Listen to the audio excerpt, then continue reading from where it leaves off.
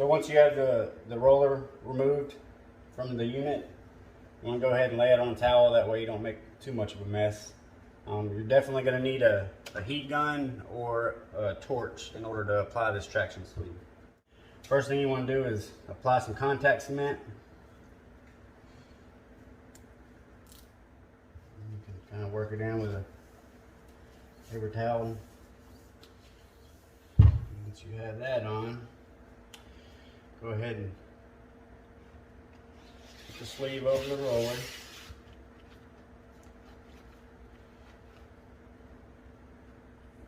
Once you have the sleeve over, go ahead and start your heat.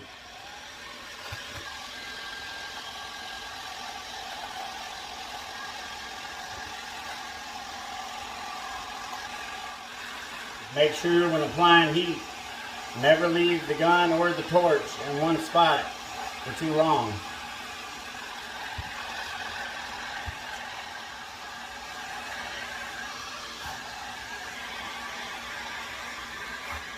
Once done, go ahead and let the roller cool down for about a half an hour to an hour, and then you're ready to reinstall.